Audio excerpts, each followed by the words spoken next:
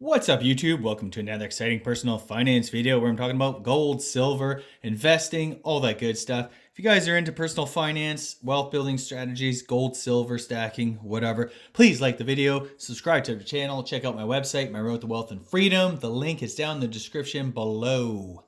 Quick disclaimer, I'm not a financial advisor, so please consult a financial advisor before making any investment decisions like buying gold and silver, pursuing any of the investment strategies I discuss on this channel. The channel is for entertainment purposes only. Okay, guys, so as I teased in the last video, the other day, I don't know, maybe 2 weeks ago, something like that, gold got smashed. It was around 1775 US, something like that, so I picked up another ounce. I was kind of in the market to buy another ounce, and I really wanted to get a hold of one of these brand new 2022 Canadian gold maple leaves. Um, these coins are great for stacking. My American friends, this is kind of like, I guess maybe like a second or third choice for them. They typically stack eagles, then buffaloes, and then maples, that type of thing. In Canada, the maple reigns supreme, although I do have a couple buffaloes. I really like them, but the issue there is the premium's just it's about $100 higher than what this is. Um, so I stack predominantly maples. Uh, Canadian gold maple leaf has been around for a long time. I think 1979. I think 1979 was the first year that the Royal Canadian Mint began producing the gold maple bullion coin for the first 3 years. So 79 to maybe 82, it was 3.9 fine. Then it went to 4.9 fine. And if you look back in some of my older videos, you can see they even have 5.9 fine gold coins, not maple leafs, but I think like the Bobcat coin I showed, the panning for gold one and stuff like that. So technology's there. It's come a long way. One of the things I do like about this new revamped gold maple is, you get the radial lines, which gives it that sort of cartwheel effect. The way the light kind of shimmers off of it. It has down here, you see this small maple leaf. Inside of that, there's the year 22. It's just like a security feature. You can verify the authenticity through a scanner. I don't have one of those, but I guess bullion dealers, maybe a coin dealer and banks would have something like that. So, and you look in the back, just basically, it's the same sort of maple as every other year, only it has 2022 instead of 2020 or 2018, whatever. But definitely it's 1 ounce pure gold, fine gold, 4.9 fine, 24 karat. These are, highly collectible. They're great for investments, or just even like a hedge to your portfolio. Owning some physical gold and silver, is, and especially in these trying times, it's just a prudent thing to do. I've been a stock investor for basically my entire adult life. I owned rental properties. I've been in the real estate market for 20 years or more, and I've been a lifelong coin collector, which is kind of how I got into gold and silver. Anyway, I'm comfortable holding gold and silver. Maybe not everybody is. Maybe it's a lot of money. This coin, U.S. dollars, I think it's maybe about 1900 U.S. dollars. In Canadian dollars, it's around 2300, 2400, something like that. I mean, so it is kind of a substantial investment. But in the scheme of things, I have enough stocks. I have enough mutual funds and ETFs. I have enough exposure to real estate. I like to kind of keep at least 2.5, 3% of total household net worth in real tangible physical gold is my primary, and silver a secondary. Um, the reason why I like gold more so than silver, it's just basically it's been international reserve banking reserve asset for forever. And I'm not knocking silver. I have a lot of silver. I have a huge coin collection full of silver coins that I've had ever since I was a little kid. Every year you get the little mint sets and stuff like that. That's all there. Some of them are sterling silver, some of them are pure silver. um, I like silver too. I just actually love, the look of silver as well. And I even like the the look of both silver and gold together. It's uh, it's uh, it's just beautiful.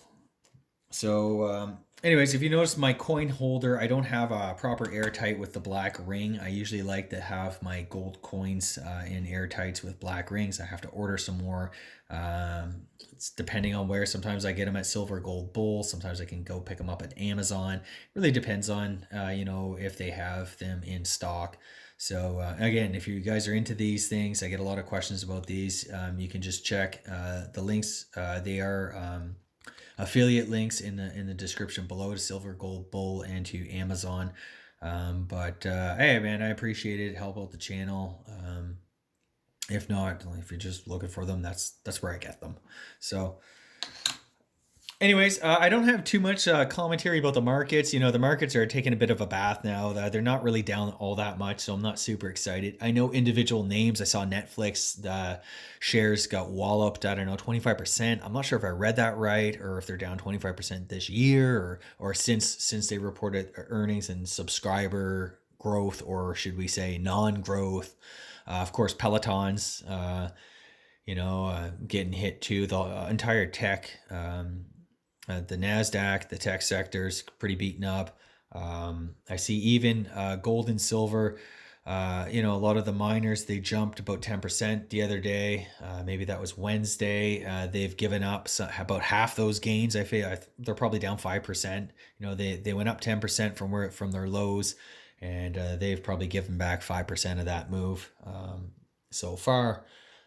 Bitcoin, of course, big news there. Dropped below 40,000 US. Last I checked, it was around 38,000 and change. So, I mean, that's down 10%. Um, yeah, and this is basically what I've been waiting for, or I guess I shouldn't say waiting for. I've been kind of expecting something like this to happen. Um, Again, market indices are still, just off their all-time highs. I think maybe Nasdaq finally went into bear market or not bear market, but correction territory. They're down about 10% from their high. Um, again, I'm not biting. I'm not slowly buying these. I'm not doing anything. I'm still heavily in cash on the sidelines, getting eroded away by these high inflation prints. I think it was 7% yesterday or the day before. The CPI that was for the U.S. I know in Canada it's probably similar to that 6.2, 7, whatever. I mean, at the end of the day, it doesn't really matter what these government stats say. Like, they do not calculate inflation like they did back in the early 80s. They've changed it so many different times to basically not show inflation. Get rid of energy. It's too volatile. Food prices too volatile. You know, you go to the grocery store and you buy an apple and it's like $3 an apple or something like that. You go buy a potato and it's like, holy crap. It's like, you know, Yukon gold potatoes are actually the price of gold, basically. It's just insane. Um, but these are things that we don't want to calculate, I guess.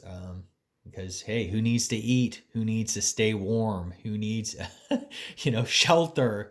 Let's weed out the shelter cost. And anyways, a lot of really brilliant analysts and bloggers, YouTubers. They know a lot more about this stuff than I do. But I'll just say, that's kind of my 2 cents. It is what it is. So that's why we stack and save as much as can be, or at least have a decent allocation to things like gold and silver to kind of protect us from all the stupidity, government stupidity, investor market stupidity. It's good to have real tangible wealth and in the form of real tangible assets like gold and silver, physical gold and silver. I try to keep 2.5 to 3%. Like I said, I don't have I have a pretty decent net worth. Like, I'm talking family net worth here, house and investments and net worth probably, 2.5 million maybe. On my blog, My Road to Wealth and Freedom, I put out these net worth reports. I don't inflate my true housing value, mainly because I just don't believe it. So a conservative estimate, I figure we're probably north of 1.6 million. I mean, that's great, but not super great considering, just that these assets have been massively inflated. Um, so I would love to brag to all you guys that, hey, I'm this incredible investor, and I've made all this money, but I woke up long ago that it's really, it's not anything that I'm doing. It's basically what governments, central banks are doing, which is they're just inflating everything. Um, once people kind of wake up to that, and I mean, if you're watching this video, obviously you guys are aware of it, but for the vast majority of the sheeple out there, they're just not aware of this. They genuinely think they're probably brilliant because, they bought, I don't know, Peloton and it went up 100%. They don't really realize, what's going on. You buy a house and you've just made a killing. Debt's never been this cheap, and there's all of these accommodative, supportive, stimulative central bank monetary policies. Then you have the government on the fiscal side, spending, sending people paycheck, or sending people bailout checks, and UBI. Well, I guess it's not officially called UBI, but all of these, pandemic aid and stuff like that. It's really, backstopping the stock market like they did in 2020. I mean, and in 08, 09. I mean, this type of stuff, um, you know, makes people feel like they're brilliant investors, and you get all this, of course, the rise of passive income investing. Everyone just buy the index and go to sleep. We'll see how all that works. I remember I was young, but I do remember things back in the 90s when we went through the dot-com bubble. Everybody thought they were so brilliant, and then it blew up in their faces. And all of those people who thought they were so brilliant, they were, running for the exits like everybody else. Sell, sell, sell, sell, sell. So I don't completely buy that, the mountain of money that is in passive investing in, Vanguard ETFs, just index funds. Um, I don't really buy that, when these markets have a significant drop, that they're not going to be, you're not going to see record redemptions and selling in all of these products. So it is what it is. Human behavior and investing, a big part of investing and being a successful investor has to do with managing our emotions, which humans are notoriously really bad at, myself included. It's not like, I feel like I try to do a half decent job, keep your stuff in check. You're always, hey, what if I'm wrong on this investment? What if I'm wrong in my thesis of, holding this much cash, or stacking gold and silver, or, exposure to the stock market, real estate, like whatever. The thing is you never sell at the bottom, and too many people do. And I know I've been through enough of these rodeos to know you never sell at the bottom. Know what you own and try to get out in front of things in advance. And, the sleep at night formula that I'm using now is get out of debt. Once you're out of debt, you literally don't have a whole lot of worries. A big thing, a big question of the what if you have, 300,000 invested in the market, not in like a retirement fund. Let's say it's in, I don't know, just a brokerage account or something like that, and that money goes to 100,000 or 200,000, and you're sitting with a mortgage of 300,000. You're going to be kicking your ass thinking, hey, I should have just paid off my mortgage. Unless you're that rare breed that can totally withstand that. But again, like, markets can and do go down, and they have stayed down for long periods of time. And if you're caught in certain individual names and stuff like that, you might experience greater losses than the overall market, and they may never recover. That is just the nature of the beast. And if you're fine with that risk, do whatever. My sense is that the average, most people really aren't. They might think they are. Yeah, I can withstand these type of losses, but when push comes to shove, and I knew some kids who got into Bitcoin and stuff like that, and then last, May when it collapsed, they were, just broken, shattered. They couldn't even turn on their computers to see where it was and stuff like that. I mean, is that somebody who should have that much at risk buying, one single thing, Bitcoin? I mean, the stories are always great. And even with gold and silver, these could drop $500 an ounce or something like that. How would I feel if that happened? Well, it's long term. I didn't use debt to purchase. I never used debt, or I very rarely use debt to buy anything.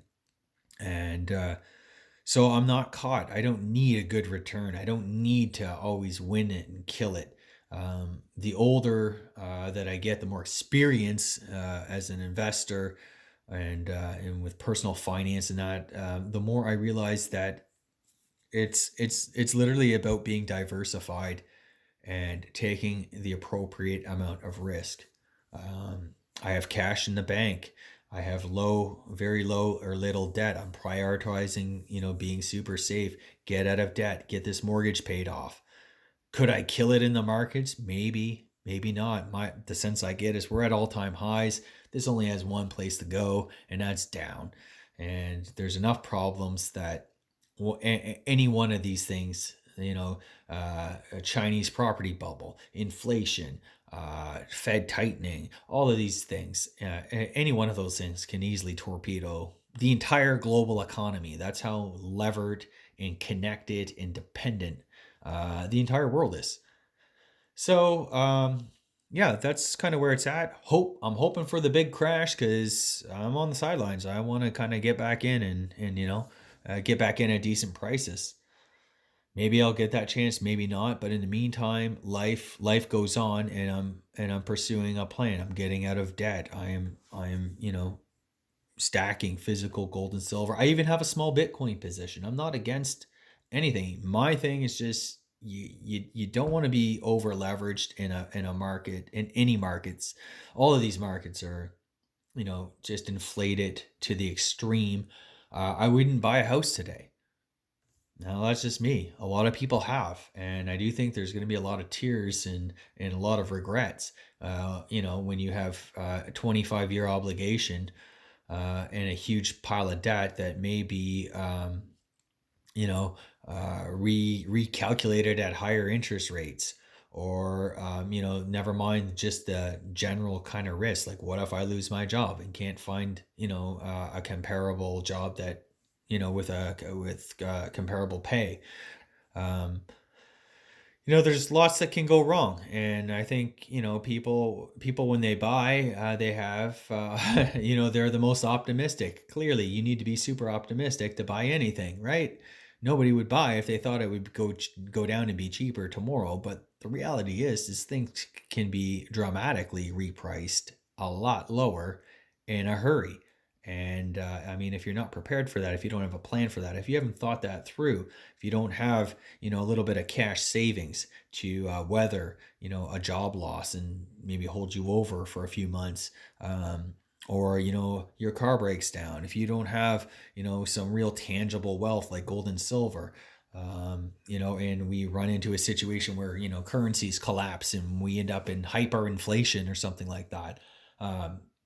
You could be in real trouble. So again, balance, diversification, and patience. And it's funny, right? I was reading the thing about Warren Buffett, and he was saying, the older I get, the more patient I've become. And even with Rick Rule, I was watching a video with him too. I mean, he's a legend in precious metals mining sectors and stuff like that.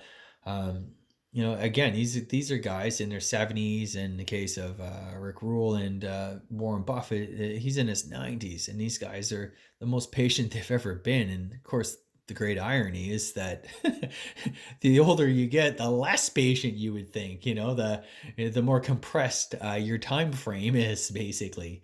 Um, yeah. Anyways, so, and I find, I'm kind of in the same way. When you're young, you want to make all the returns, you want to kill it and stuff like that. But, you got to step back and play the long game. And I think a lot of people aren't doing that nowadays. They're caught up in bubble mania everywhere you look. So play it safe, do the right thing, um, de-risk as much as can be, try to get out of debt, stay out of debt, pay down things like your home, do basically all the stuff that they tell you not to do. You're stupid. Why would you pay a 3% or 2% mortgage when you can do 10% on the market or whatever in Bitcoin, or There's reasons why, and you need to kind of, take a look at risk and really think things through. That's my video for today. Hope you guys enjoyed the video. Please like the video, subscribe to the channel, check out my website, My Road to Wealth and Freedom. I do sincerely appreciate all your comments and discussions, both on the blog and here on the YouTube channel. So thanks so much for sharing, and hope we continue to build a strong community. Take care, guys.